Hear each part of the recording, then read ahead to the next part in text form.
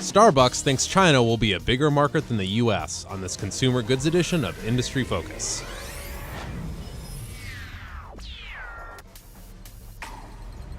Greetings, fools. Sean O'Reilly here at Fool Headquarters in Alexandria, Virginia.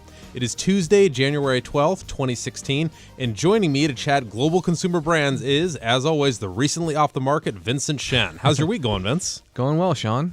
So did you hear like the cries of all the women when you got engaged and it was like, oh, he's off the market and taken. Oh, no. Sure. Yes. Yeah. No? Absolutely. I'm trying to build you up.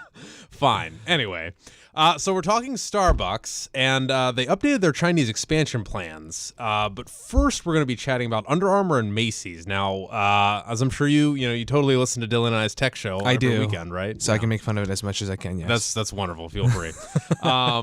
Dylan and I chatted about Under Armour on the tech show last Friday, but it was mostly in a positive light because of their showing at CES and their rollouts of, Fitbit competitors and all that stuff. But unfortunately, you and I have to chat about Under Armour in a little bit more of a negative light because of recent events. So what happened yesterday? Yeah, absolutely. So I think it's really funny because, like you mentioned last week, you and Dylan were talking about how the company, I'm sure, spent, countless hours and a ton of effort preparing this big launch for themselves at CES of the suite of products they're offering. And it was a hit. $400, you get the scale, the chest band, other wearables to like a heart monitor that's actually by your heart and not on your wrist. Yeah, exactly. A whole fitness suite, essentially. And they generate quite a bit of buzz at the event, but then they start this new week on Monday with Morgan Stanley, their equity research analyst, putting out this very bearish report on the company, cutting it to a sell, essentially,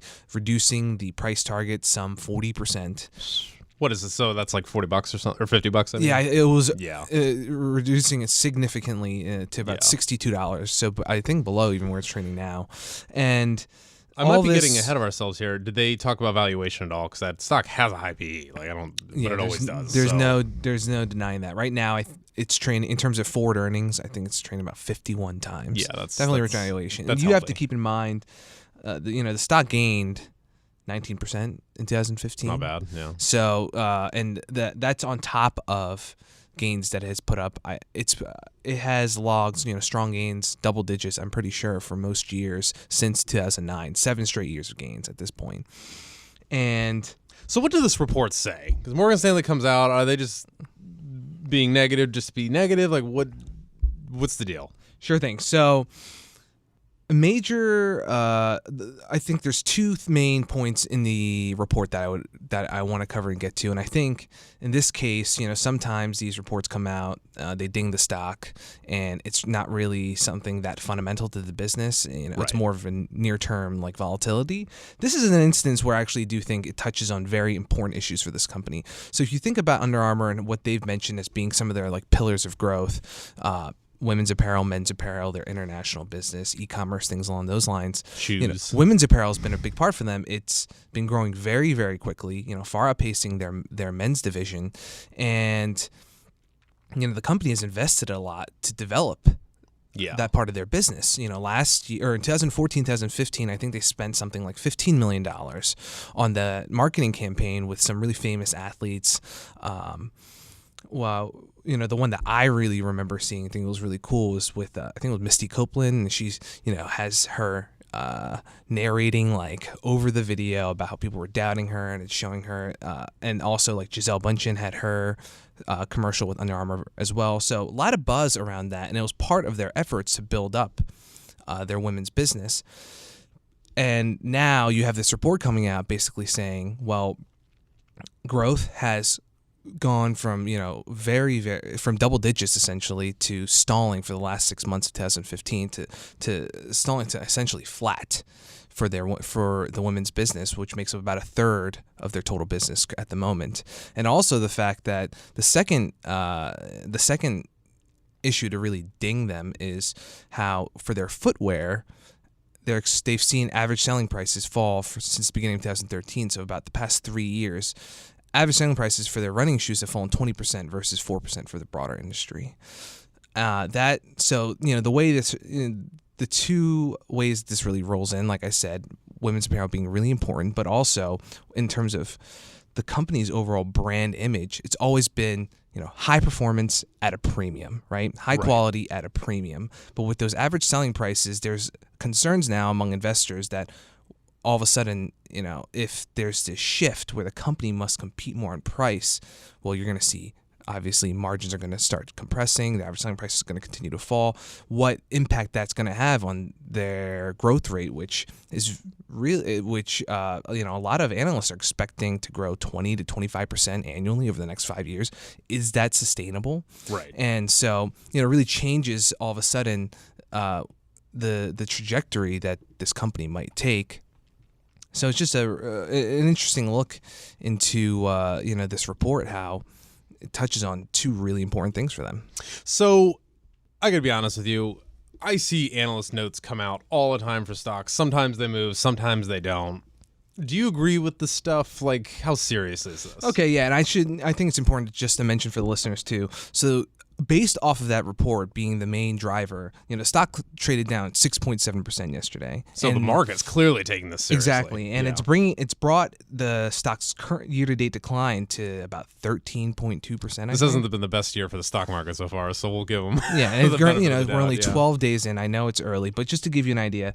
And another thing is, this is part of a ongoing trend where shares have already fallen about 30% from their highs from October 2015. Yeah. Okay, so keep that in mind. And then also, the Morgan Stanley analyst drew from the SportScan data, and where it has shown that obviously a lot of that growth that exceeded men's apparel, it's flattened out, but also the management itself or the CEO. Ken Plank has also mentioned that that is a really huge opportunity for us. He's mentioned how the company wants to change even their in-store experience, because he had a quote from another investor call where he basically said, our in-store experience for women who are shopping it's not where it should be right now. It's not designed in a way to appeal to them as much as our male shoppers, and that's something that they are focused on. So when you have management that's obviously spending money on marketing and spending money on the in-store experience to cater more to women shoppers, but the results come out at, with the growth basically nosediving down from previous levels, it's that I think that's a big part of the concern that drive that bearish trading yesterday. I had a crazy thought. It almost seems like Under Armour should buy Lululemon or something. It's an idea. That'd be a cool merger. I don't know. That they're often cited as an example, like a proxy of the opportunity that's there. Obviously, they appeal far more to they also just, cater more so to female shoppers, and they've shown that premium model, can work. Not that they haven't had their own challenges, right? But and they're trying to build up their men's business. Have you been in a Lululemon store lately? Yes. It's like they're trying to sell me $80 shirts. They're flipped, exactly. So it's almost like they're on opposite sides, of that issue. But combining that with the footwear, which right now it's that. Falling average selling price, I think had specifically with their running shoes. But if that spreads to, for example, their basketball sneakers, where they've also, again, been spending tons of money on some of these endorsement deals with big athletes, what impact is that going to have on that longer-term growth? Cool. Yeah, all right. Well, before we move on, I wanted to point our listeners to the newly redesigned Focus.Fool.com. There you'll discover a special offer to join the Motley Fool Stock Advisor newsletter to start your year off foolishly. All loyal IF listeners have access to a special discount on Stock Advisor that works out to $129 for a full 2-year subscription. Just go to Focus.Fool.com to take advantage of this offer. Once again, that is Focus.Fool.com. So now we're talking about my favorite retail brand and yours, Macy's. They just announced a bunch of store closings. What was it, 40? Yes, store closings and layoffs. So, we mentioned, Under Armour had a pretty good year. I think up 19%, like we said. In this Macy's, case, not so much. Macy's struggling a little bit more. I have this down here where, and they're not. Just for our listeners that may or may not be aware, they're not an outlier here. Nordstrom, Dillard's, they all had a rough second half of last year. Absolutely. So the stock was down 47% in 2015, and pretty much all that decline came after July. So the stock had peaked around 73. It's trading about half that now, and the most recent announcement that from what I've seen has actually pushed the stock up quite a bit year to date is around those store closings that you mentioned, about 40 stores. 4 of them, they were already closed last year. Right. 36 coming that will be closed through the spring of this year. And, some of those are local. They include stores around Chesapeake, Glen Allen, Norfolk, Richmond, Virginia. And they're hoping, along with the store closings and the layoffs, they're laying off about 4,350 employees. That includes 3,000 sales associates, so about 3 to 4 sales associates per Macy's and Bloomingdale's location they currently have.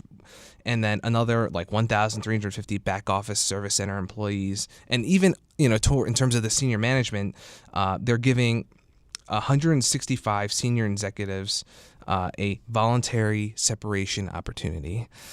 So, all that's going to add up. Is that like conscious uncoupling? What is that? So I think overall that's going to add up for a big part of that in terms of their expense reduction, which is going to be a big focus for them this year. Well, not only that, but their average sales per store will automatically go up.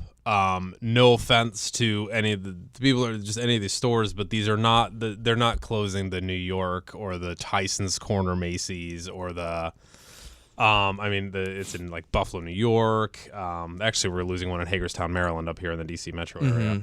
There's one in Akron, Ohio, at the Chapel Hill Mall. That's very close to where I grew up. Sure. They're not closing the major stores. What they're trying to do is pivot to a mix. Maybe getting ahead of ourselves here, but I love this move because they're pivoting through having these huge Amazon-like distribution centers for online sales. If you want to go shopping, you can find a Macy's, but it's going to be in a higher density urban area, and they'll just mail it to you, I guess. I don't know. So I'm glad you mentioned that. You're absolutely right. These store closings are obviously going to be of their lower performing locations. And they actually specifically say that the 40 stores will account for about $375 million in annual revenue. Keep in mind that their annual revenue for overall is, $28 billion. Drop in the bucket. Right. Also keep in mind that they're hoping that that $375 million doesn't just completely poof and go off, because some of those sales that might have happened at those locations will be diverted to nearby stores, for example, and also through their online e-commerce, efforts.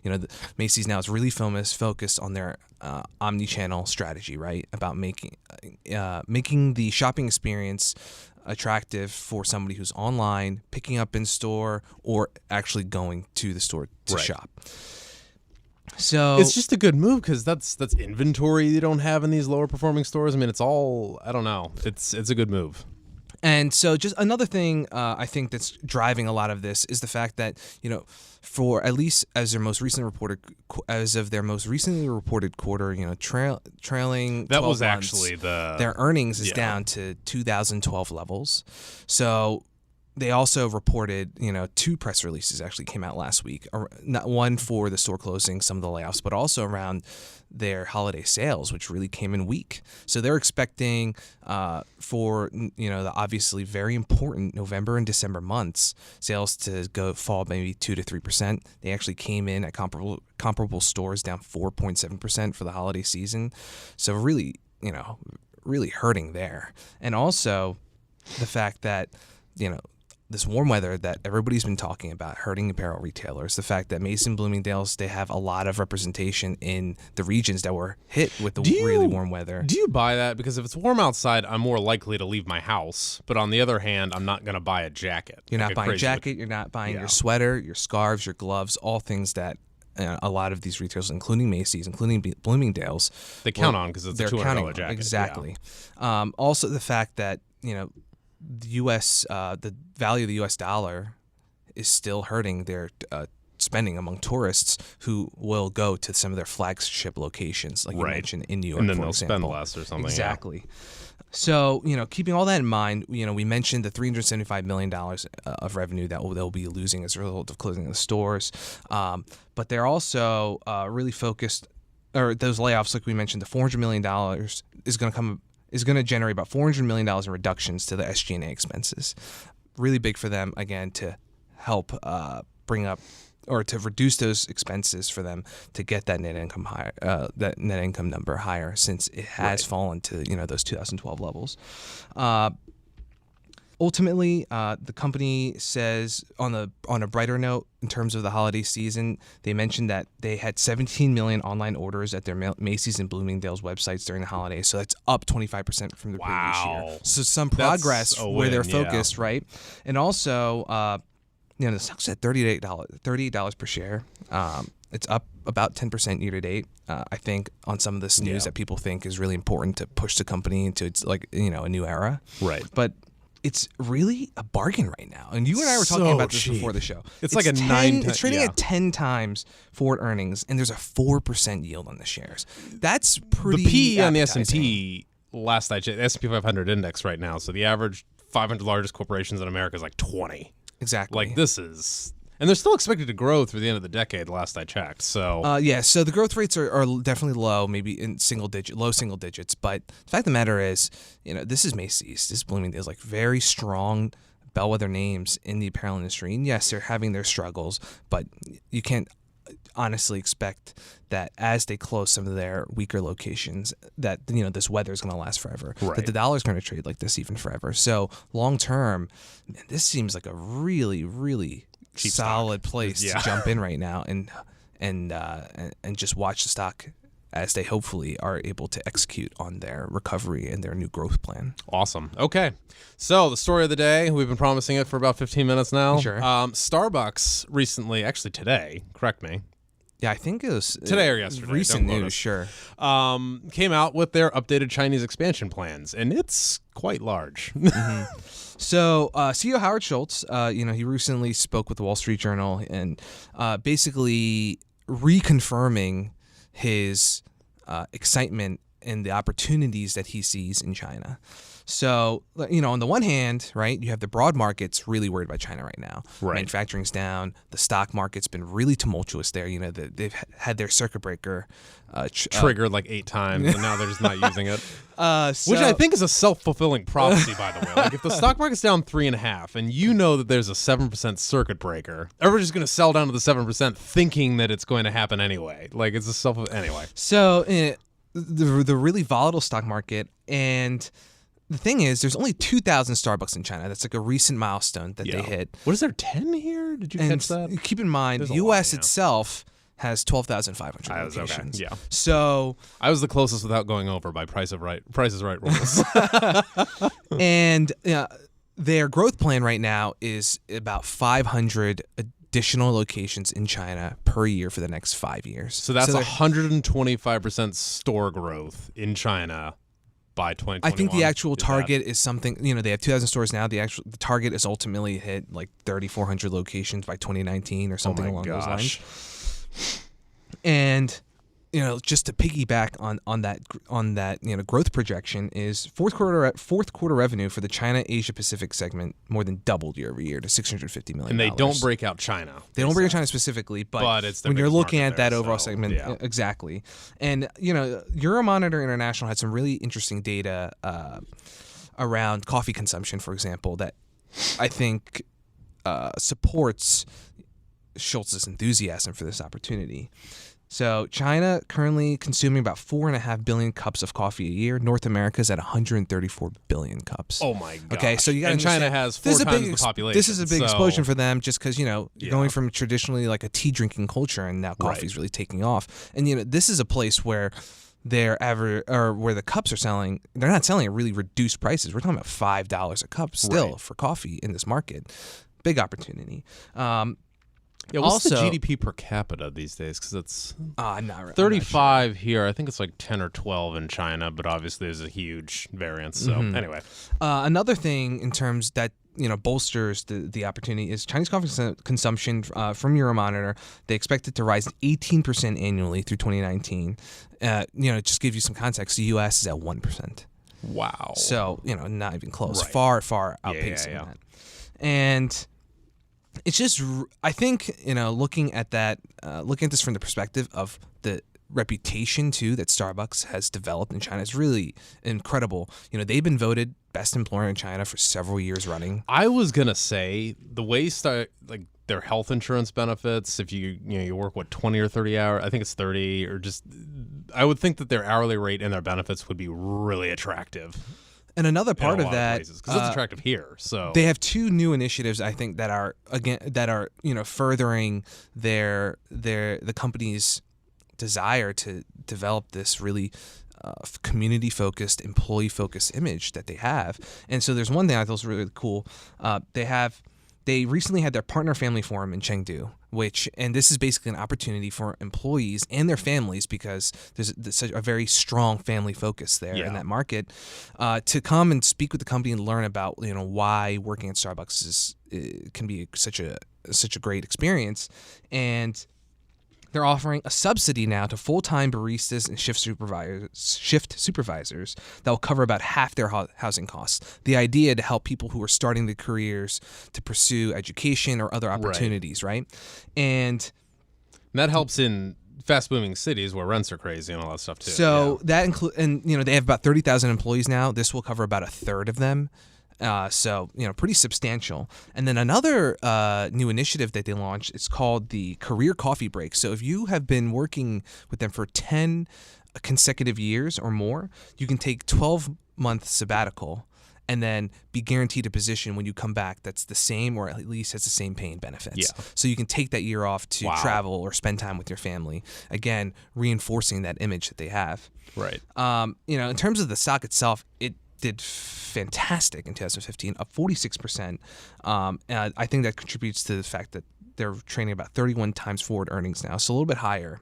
How I wish I'd bought them in the financial crisis. Do you realize how low they got? Yes, they were It was very, very low. $8 or something. People seem to think at the time that nobody's going to pay that much for the coffee anymore. Obviously, It's like Howard Schultz said one time. He's like, people are willing to pay a high price for a really concentrated cup of caffeine. Mm-hmm. Expected annual growth of 18%, or annual earnings growth of 18% over the next 5 years. They pay a 1.4% dividend yield. Plus, I think this opportunity here with Schultz, in a sense, like doubling down on China, he has proven time and again that he has the vision. They brought him back. Yeah. And he has been a huge part of, obviously, Starbucks' success. And I think that focusing on China, despite the fears that people have, it's the right idea. Awesome. Cool. Well, thank you for your thoughts, Vince, as always. Thanks, Sean. We'll see you next week. And if you're a loyal listener and have questions or comments, we would love to hear from you. Just email us at industryfocus@fool.com. Again, that's industryfocus@fool.com. And as always, people on this program may have interest in the stocks they talk about, and the Motley Fool may have formal recommendations for or against those stocks, so don't buy or sell anything based solely on what you hear in this program. For Vincent Shen, I'm Sean O'Reilly. Thanks for listening, and Fool on.